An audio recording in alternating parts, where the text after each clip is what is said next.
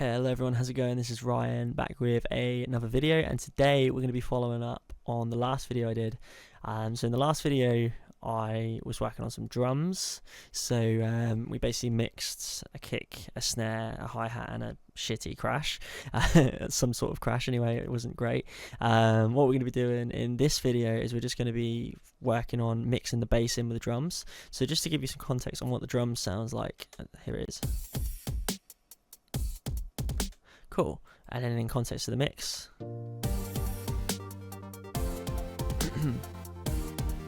Cool. And this is the bass.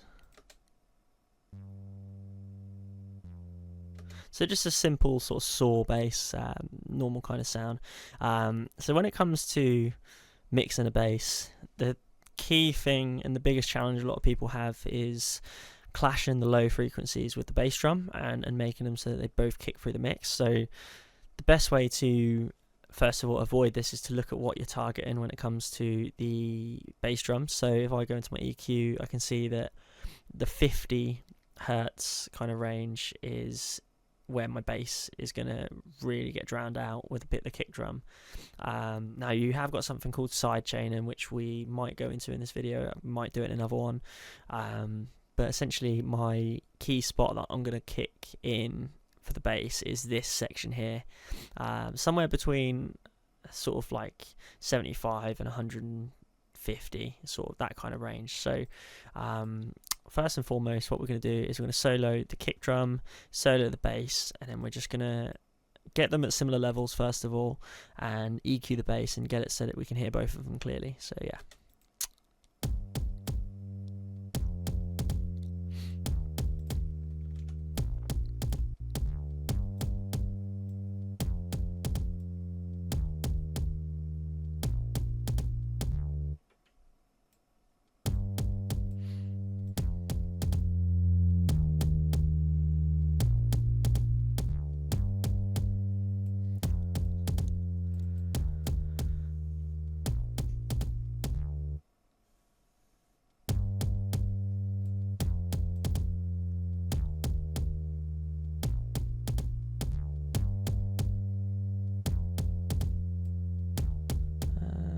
Cool. So essentially what I've done, like I said, I've been aware that the kick drum sort of spikes around here. So I'm just putting it so it spikes about here. So it's not a lot of giving it, like you still might have a little bit of clash, but if we listen to the difference real quick.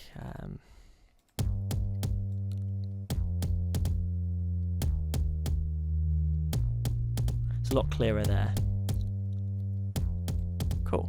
Then what you get as well is you get a higher frequency range, where that lower frequency band is covered a lot more. Covered a lot more is essentially what I'm trying to say, rather than all these different instruments trying to dominate one frequency, which is obviously here. Cool. And from the compression point of view, this is obviously the next step. It usually goes EQ compression for me. We want to obviously be conscious of the fact that the more we compress something, the more we're going to lose the bass. So I'm just going to think about, I'm probably going to want a high attack, or at least an attack that allows that first hit to come in for a decent amount of time. Ratio, I don't want it to be too tight. The release, got to be, depends on the part, but I'll probably put auto release for now. And then the analysis I'll play around with just to hear what suits the particular sound better. So let's give it a whirl.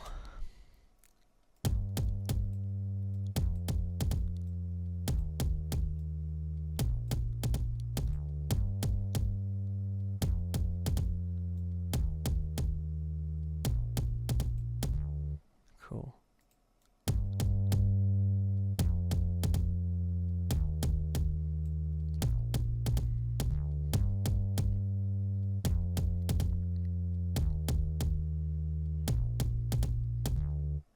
Cool.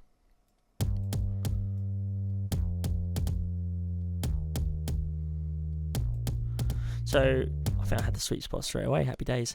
So like I said, just to re-clarify, there's not a lot of ratio on there, so it doesn't compress everything into a tighter frequency band. As well, the attack just allows a little bit of room for that initial hit to come in, but essentially we're keeping the compression on for the majority of the sound, the hold, because of the type of bass it is, it's very sustained. That's kind of irrelevant.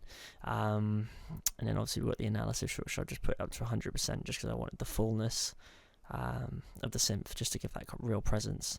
And then makeup wise, I just use that to adjust the volume and obviously the level of gain coming through. So yeah, let's hear it with everything.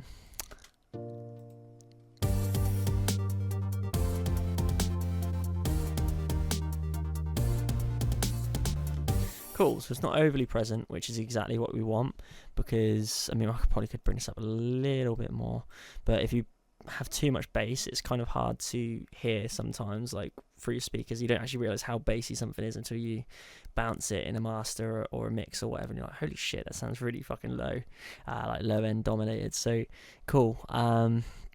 And then obviously there is such thing as a sidechain. I've decided I'm not going to cover that in this video. I might do it in another one. But essentially, just to give you guys a little bit of a idea on what a sidechain is. Essentially, every time that the kick drum comes in, so for example, let me just play just a kick drum. So every boom, boom, boom that comes through, the compression dips the bass down so that it allows that kick drum signal to come through the bass. So it just basically puts the bass volume down in counteraction for when the kick drum volume comes through from the hits, basically, is essentially the way to describe it.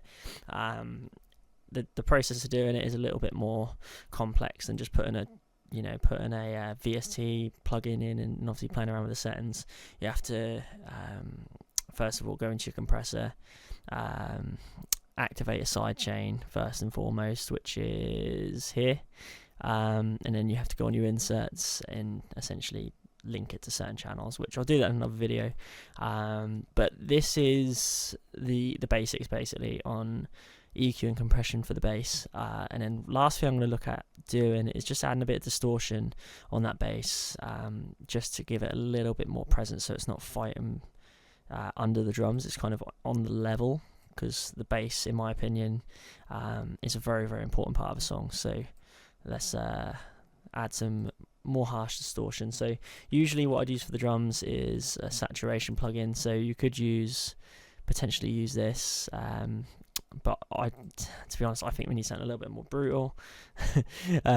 So yeah, we're just going to play this and loop this. So I'm going to put on a plugin I use called Quadrafuzz, which is a 4-band multi-band distortion plugin, which you can focus different areas. It's got some good presets, is what I meant to say, like for example fatty bass, which obviously is going to be awesome, and then brutal bass and things like that. So we'll have a little listen to all of those and see which one sounds good, and adjust the template accordingly, and I'll talk about exactly what this is doing once I've obviously got the results. So yeah, let's have a little listen.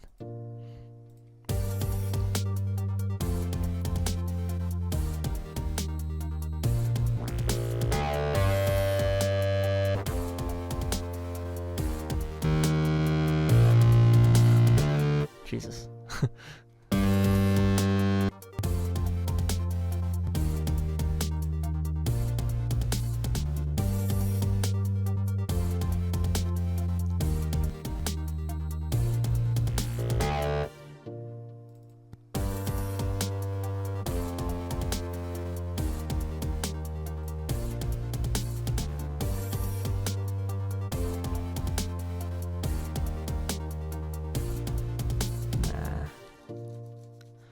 Okay, so let's have a little look.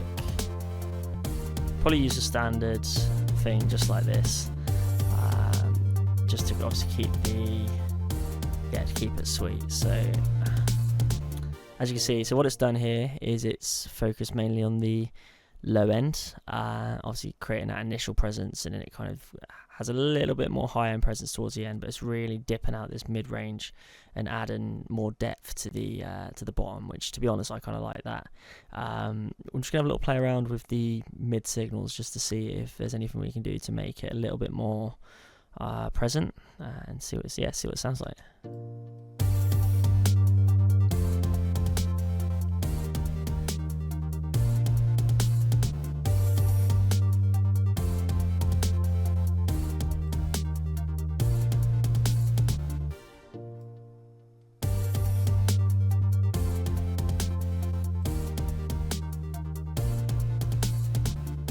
Cool. So to be honest, there's not an awful lot of difference, but if we play the before and after, you'll hear exactly what it does.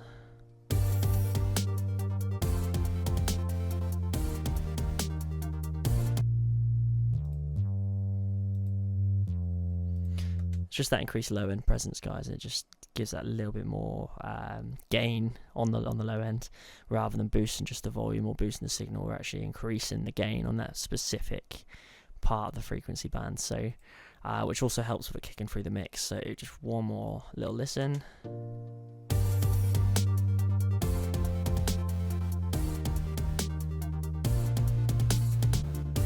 Cool. So that's that, guys. I hope that has, or this video has been somewhat insightful on how to obviously mix a bass with the drums. I know it's something that when I was first trying to mix songs and stuff, it's something I was really struggling with. Like, you know, I used to listen to my mixes on speakers and like friends' subwoofers and all that sort of stuff, and it just sounded shit.